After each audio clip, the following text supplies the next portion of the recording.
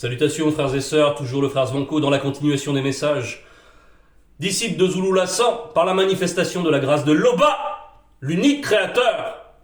Nous allons entrer aujourd'hui à nouveau dans Kalatambale, dans Bibel, dans le récit authentique. L'unique récit authentique. Et donc nous allons aujourd'hui dans Méné, au chapitre 7. Méné, c'est donc va correspondre à Michée dans les Bibles falsifiées. Méné, ici c'est donc le texte authentique. Les véritables paroles du Mutupeda Mundi, qui est Méné. Donc Mutupeda Mundi, c'est un prophète. Et Méné commence au chapitre 7 par dire « Malheur à moi, car je suis comme à la récolte des fruits, comme au grappillage après la vendange. 2 points, il n'y a point de grappe à manger, point de ces primeurs que mon âme désire. » Donc, Méné, il arrive ici, il arrive donc en tant que Mutupeda Mundi. Il arrive là où il doit officier. Et qu'est-ce qu'il trouve? Il trouve une vigne qui a déjà été vendangée. Puisque les primeurs ne sont plus là, ça veut dire que la primeur est arrivée pour quelqu'un d'autre. Il y a déjà eu une vendange. Parce que ce raisin-là, il devait être récolté à ce moment-là, mais il a déjà été influencé. Il a déjà reçu un enseignement qui l'a fait mûrir. Et cet enseignement, c'est celui du monde occulte, qui l'a rendu mauvais. Parce qu'il y a la mauvaise vigne. Normalement, ça représente bien sûr, avant tout, les blancs et les sans mêlés. Puisqu'ils sont la descendance des anges déchus. Des Bamuloloma Bugulane. Et donc ça représente premièrement cela, la mauvaise vigne. Mais c'est aussi ceux qui ont été contaminés spirituellement parmi le peuple noir, qui sont aussi de cette mauvaise vigne, qui sont aussi héritiers spirituels de ce qu'ils ont accepté. Donc, Méné arrive et donc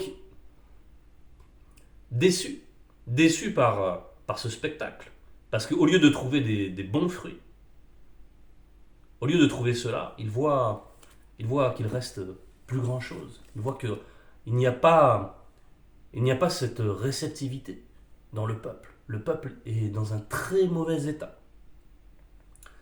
Et on va voir, quand il dit qu'il y a des primeurs que son âme désire, on va aller dans Koudoumane pour bien saisir ce besoin qu'il ressent de vendanger. C'est donc à la page 667. 27, verset 35, chapitre 27, verset 35.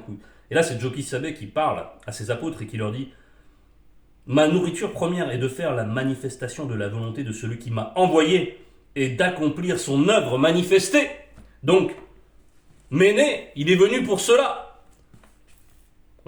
C'est aussi l'image de la moisson. Là, c'est la vendange. Mais c'est toujours le même principe. Il vient pour une récolte, il vient pour accomplir une mission, il vient pour chercher ceux qui doivent entendre la bonne nouvelle, ceux qui doivent recevoir la grâce manifestée parmi le peuple noir, qui doivent être extirpés. Et il voit un triste spectacle. Puisque les fruits ne sont pas là. Il faut se rappeler que l'image de la vendange, l'image de la vigne, c'est une image très très parlante. Et la mauvaise vigne, c'est celle qui est dédiée au vin mauvais. Au vin mauvais. C'est-à-dire ce vin qui va correspondre à la consommation et la fusion avec le péché. Et qui entraîne le passage par le mystère des raisins de la mort. C'est le salaire du péché. Ce n'est pas le chemin des vivants. Ce n'est pas ceux qui reçoivent la grâce, qui sont vivants, et qui, par la mort, sont toujours vivants, pour qui la mort n'est que un changement d'état. Donc, c'est cette récolte-là qui fait défaut à ce moment-là pour Méné. Verset 2, l'homme de bien est rare dans le territoire. Donc c'est le territoire de Wassé. Ils sont tous en embuscade pour verser le sang. Chacun tend un piège à son frère. Donc ils sont ainsi disposés. On voit ici que l'homme de bien, c'est l'exception. L'homme de bien, c'est celui qui aime la vertu. C'est celui qui est sensible, qui a des bons sentiments, qui est bien animé, qui fait preuve de bienveillance. L'homme de bien, c'est celui qui est sensible à la bienveillance. Et c'est celui-là qui doit normalement recevoir, qui est bien disposé, et qui doit recevoir la grâce manifestée, et qui doit faire partie de cette bonne part-là, de cette bonne vigne, pour faire le bon vin, pour se réjouir à toujours. Bien, ici c'est l'exception. C'est une exception. Il est rare l'homme de bien. Ils sont tous en embuscade, donc tous, c'est l'immensité des personnes. Pour verser le sang, chacun tend un piège à son frère. Donc, cette disposition-là, c'est que son frère, c'est son frère selon la chair déjà, parce que l'homme noir, voilà, on voit aujourd'hui, il y a le tribalisme, il y a tout le monde, les hommes noirs, non, moi je suis telle tribu, je suis pas comme lui, nanana. Ils ont oublié même qu'ils étaient frères, les hommes noirs. Ils ont oublié qui ils sont, qu'ils ne savent plus qui ils sont. À l'origine, qu'ils viennent tous de motos et de moutons. Ils ne connaissent plus leurs racines, ce pourquoi aujourd'hui Zoulou Lassan vient ramener cette identité, vient ramener le texte originel dont toutes les Bibles falsifiées se sont inspirées et qui rétablit la vérité quant à l'identité de l'homme noir. Parce que c'est fondamental. Parce que tant qu'on voit son frère comme un instrument, comme un moyen de tirer profit de quelque chose. Là, c'est ce qui est décrit. C'est des réflexes de prédation. Quand on voit l'autre arriver, on pense à comment on va l'exploiter, comment on va utiliser la ruse pour l'amener sur un mauvais chemin, pour pouvoir lui soutirer quelque chose, pour pouvoir... Voilà, on a... Là, les personnes sont ainsi disposées, c'est-à-dire qu'ils sont loin de la bienveillance, ils sont dans l'antithèse, dans l'antivérité.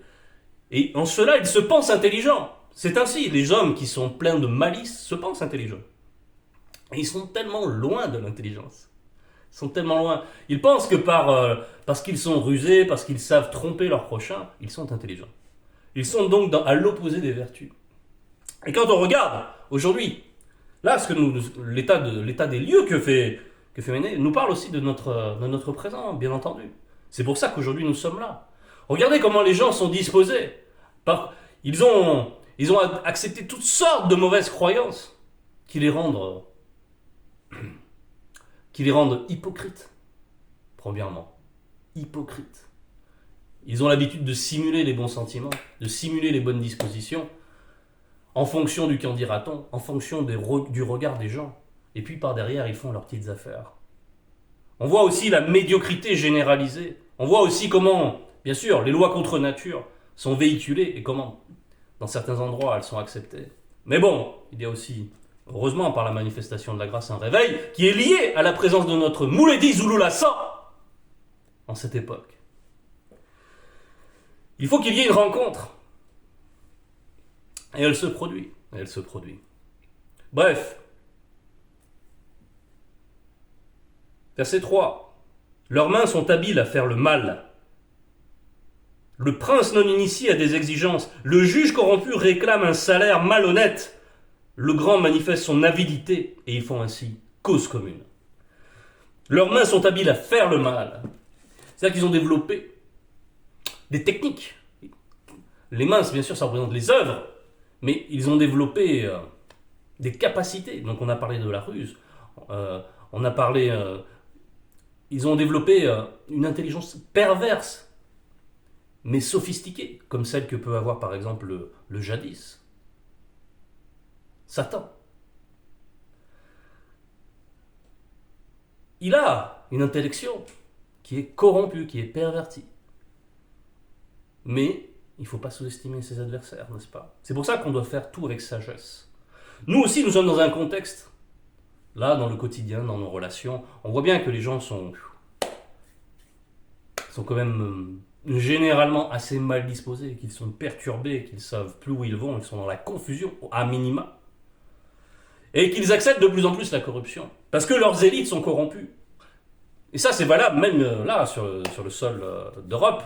On voit nos élites qui sont corrompues d'une manière, voilà, et c'est éhonté. C'est-à-dire qu'ils ont atteint un stade où ils n'ont plus la pudeur de cacher leurs actions. N'est-ce pas? C'est-à-dire que là, on est arrivé déjà à un seuil très important. C'est-à-dire que normalement, là, ces princes, ces juges, etc., on les dit corrompus, ils manifestent leur avidité. Mais, d'habitude, ils prennent soin de les cacher derrière l'apparat de leur fonction. Par exemple, un juge. Il va prononcer des jugements iniques pour pouvoir soutirer quelque chose, parce que le prince lui a ordonné de prendre les terres de telle personne, de lui soutirer par le truchement de la justice, par un acte de justice des hommes, c'est-à-dire par un décret, par un arrêt de cour. Et on va prendre injustement la terre de quelqu'un pour la donner au prince. Et chacun prend sa commission. Et ils s'arrangent entre eux, ils ont des sociétés secrètes pour conspirer. Et on sait bien que les sociétés secrètes jouent un grand rôle, qu'elles sont dites comme des religions d'État, pour les francs-maçons par exemple. Il y a de tout dans la franc-maçonnerie, mais bon, on sait aussi que c'est un grand milieu d'affaires, n'est-ce pas? Et on voit aussi comment la franc-maçonnerie a coopté nombre de dirigeants en Afrique.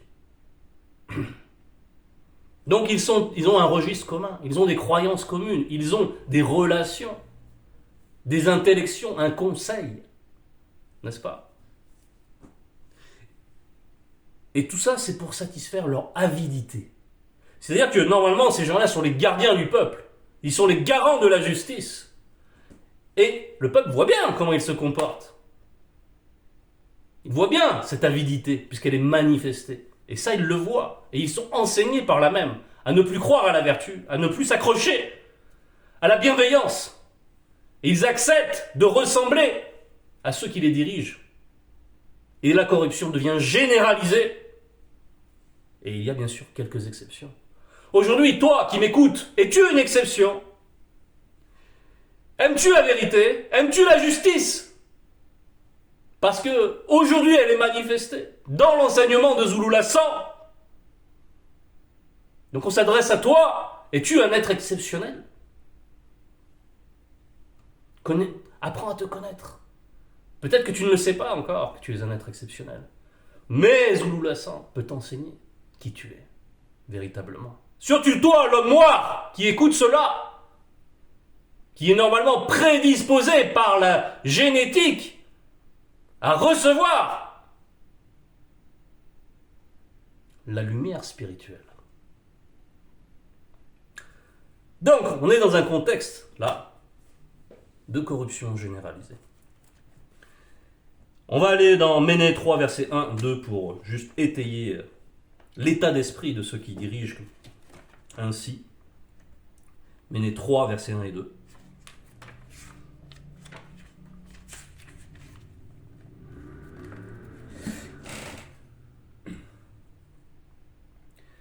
Je lis 2 points. Écoutez, notables non initiés de la tribu de Tindi et princes non initiés de la maison de Tombouane Bila, n'est-ce pas à vous de connaître la justice? Mais plutôt, voilà comment il se comporte au verset 2. Vous haïssez le bien et vous aimez le mal. Vous trompez les plus faibles. Donc il cherche parmi le peuple celui qui est isolé, la veuve, l'orphelin. On voit aussi tous ces trafics qui existent par rapport à ces gens qui sont affaiblis. Bon, là, je parle plus en Europe, par exemple. Comment les orphelins, on sait tous les trafics qui sont orchestrés. Ça commence à se savoir. Donc les personnes qui sont esseulées, on va aller les chercher comme les prédateurs. Quand on regarde dans la nature, le lion, quand ils veulent se nourrir, ils ne vont pas aller chercher les proies les plus aptes à se défendre. Non, ils vont aller chercher les proies les plus chétives, les petits parmi eux. Voilà. Ils sont animés de telle sorte. Donc on retourne dans notre passage thème.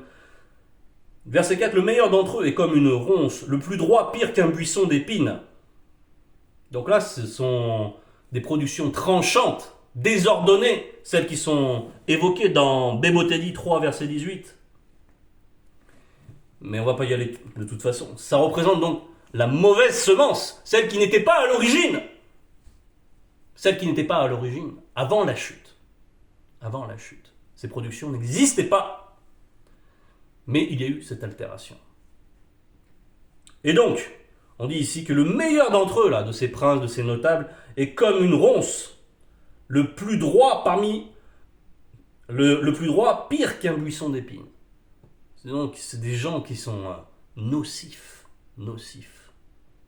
Il faut apprendre à bien les détecter, ces personnes. Bibel nous enseigne le discernement dans bien des aspects, dans les proverbes, dans de multiples passages, à bien arriver à reconnaître ces personnes, déjà pour ne pas être victime soi-même de ce genre de personnes, pour s'en écarter et pour faire en sorte qu'ils ne nous influencent en rien.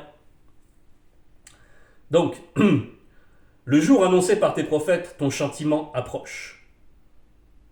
C'est alors qu'ils seront dans la confusion. Donc bien sûr, il y a une maturation, il y a eu une vendange. Maintenant, la vendange, on presse les choses, il y a le vin, et une fois que ce vin est manifesté, tout est prêt à être consommé. Donc on arrive à une maturation, et là ça va représenter le jugement. Et là, par la suite, Péné nous dit, ne sois pas ami avec un non-initié, ne te fie pas à un non-initié, ne t'allie point en mariage avec une non-initiée, une blanche ou une sans-mêlée. Oui, il faut se rappeler comment les notables ont commencé à accepter le n'importe quoi, les fausses croyances, comment ils ont commencé à rejeter les préceptes du Verbe, les Noirs, l'élite des Noirs a commencé à se laisser corrompre. C'est par le truchement des femmes. Ils ont accepté de faire des alliances avec des blanches, avec des sans-mêlés, à coucher avec elles, à avoir une progéniture avec elles. Et ensuite, une fois que ces liens ont été puissants, elles ont pu influencer, elles ont pu séduire davantage encore, séduire spirituellement et faire accepter des faux cultes. On sait très bien que la loi interdit déjà le métissage. C'est le désordre. C'est le désordre. C'est l'aliénation. Bon, aujourd'hui la grâce, bien sûr, est ouverte pour tout le monde en cette époque. Mais c'est un état de fait. C'est une déperdition. Bien, on se rappelle donc que ici, il y a cet aspect-là. Maintenant, beaucoup d'entre nous, quand on a reçu la grâce, mais il y en a qui étaient déjà en couple, avec des personnes qui ne sont pas de la même race qu'eux, etc. Bon, il y a des gens qui ont fait l'effort de se mettre en règle par rapport à cela. Mais maintenant, la personne là, dans ton quotidien, tu fréquentes beaucoup de non-initiés, dans ta famille charnelle, tes oncles, tes tantes, tes grands-mères, etc., etc. Là, on nous dit ici quelque chose de précis. Ne sois pas ami avec un non-initié. Ne te fie pas à un non-initié. Ne t'allie point en mariage avec une non-initiée, une blanche ou une sans-mêlée. Ça, c'est la loi. Mais on nous dit de ne pas se fier. Parce que ces personnes-là sont susceptibles d'être à n'importe quel moment inspirées par le monde occulte. Ça se trouve déjà possédés. Donc, même si on est appelé les fréquenter, attention au degré de confiance que l'on accorde à ces personnes. Elles ne sont pas dignes de confiance comme peut l'être quelqu'un qui suit le verbe de Loba, qui aime véritablement l'enseignement et qui le met en pratique. Ah ben, on ne peut pas les mettre en comparaison. Si on les met sur la balance, mais le contraste sera saisissant. Car le fils non-initié outrage son père non-initié. La fille non-initiée se soulève contre sa mère non-initiée. La belle-fille non-initiée contre sa belle-mère non-initiée. Chacun a pour ennemi les gens de sa maison. Donc ça, c'est chez les non-initiés. On voit comment les familles sont souvent déchirées. Il n'y a pas la paix. Il n'y a que de la rivalité. Chacun est animé par le fait d'être privilégié. Le fait d'être bien vu pour ci, bien vu pour ça. Ils ont des mauvais motifs, ils sont jaloux. Donc il n'y a pas la paix. Et ce n'est pas possible pour quelqu'un qui suit le verbe d'être en paix au milieu de ces personnes. dans les relations avec ces personnes. C'est pour ça qu'il ne faut pas se fier. En tout cas, voilà ce que dit Méné. Et là, il pose bien le contraste au verset 7. Pour moi, ma vie est à l'aube, car son verbe est mon espérance et mon salut. Et je suis toujours exaucé. Donc pour moi, donc là il se met à part de l'usage des non-initiés. Ma vie est à l'aube, car son verbe est mon espérance et mon salut. Donc, il faut faire bien attention, frères et sœurs, dans nos relations avec nos familles charnelles, à ce qu'elles ne, déjà, à bien relativiser ce qu'on croit leur devoir, ce que l'on croit leur devoir, à ne pas permettre qu'elles puissent nous influencer. Parce que si on se positionne dans le fait qu'on doit des choses à ces personnes, elles sont en mesure de nous influencer.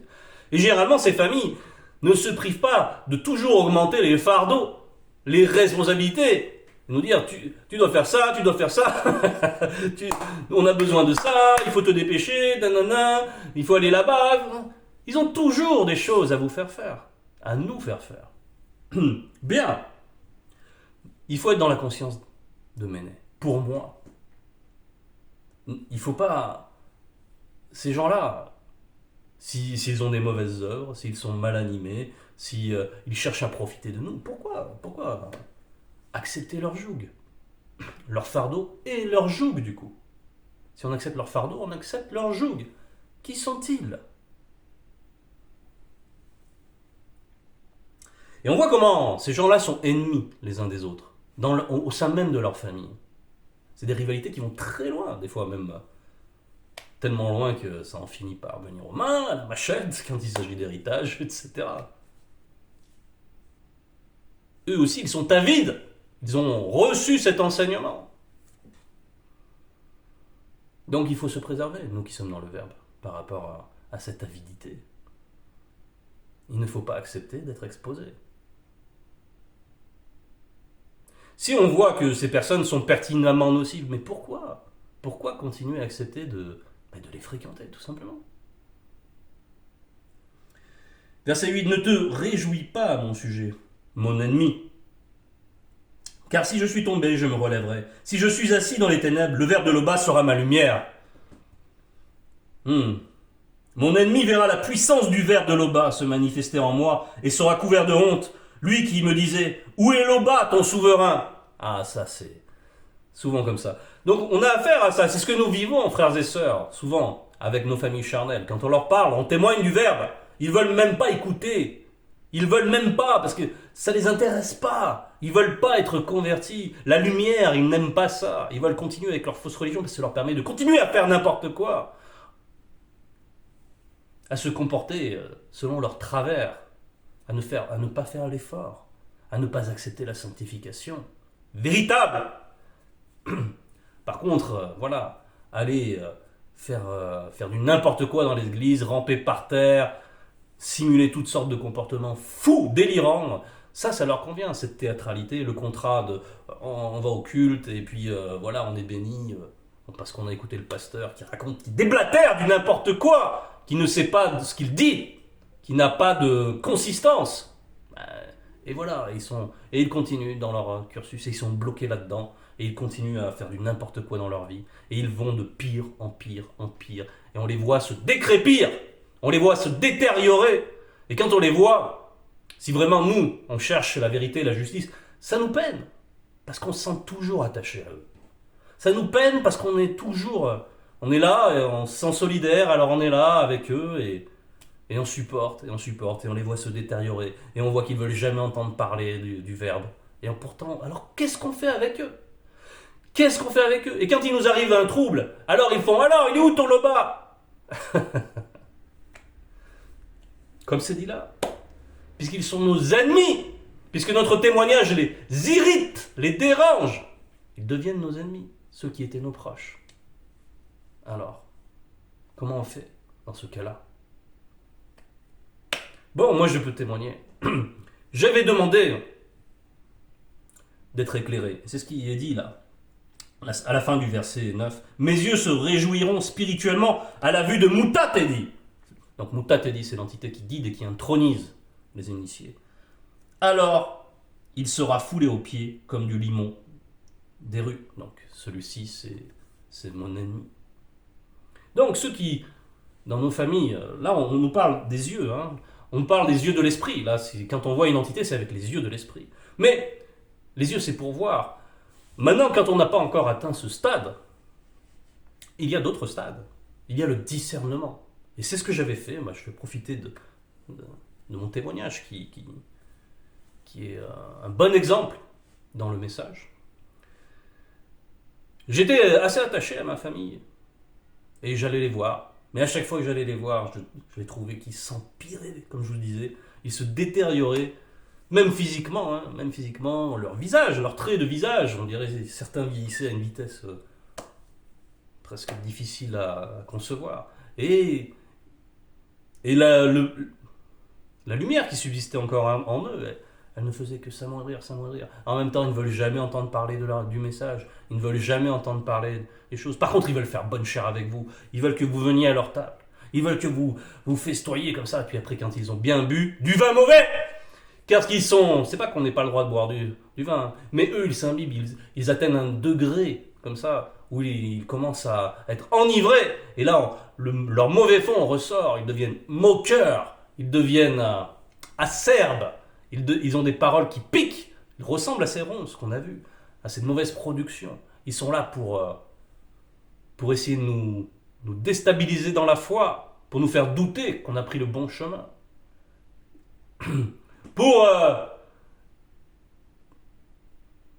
Tout en disant... En fait, ce qu'ils font, c'est dire reviens avec nous, reviens dans la croyance familiale, reviens dans les traditions familiales. C'est pas forcément que les croyances, c'est aussi les traditions.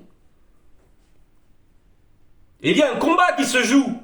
Donc il faut demander, et moi à l'époque j'avais demandé le discernement pour enfin tirer cette affaire au clair, parce que je voyais bien que je croyais que aller avec eux, c'était prendre un chemin qui me menait nulle part, qui ne faisait que m'affliger, parce que j'acceptais cette solidarité que je devais, parce que c'est de la famille charnelle, de la chair. Alors j'allais les voir, et c'est toujours moi qui faisais les efforts d'aller les voir déjà, ne serait-ce que de me déplacer. Et après, quand j'allais les voir, je voyais un triste spectacle. Et donc j'ai demandé au Verbe, éclaire-moi. Et s'il y a quelqu'un à sauver, s'il y a dans ma famille quelqu'un qui peut recevoir le message, la manifestation de ta grâce, éclaire-moi pour que je le voie, procure-moi le discernement.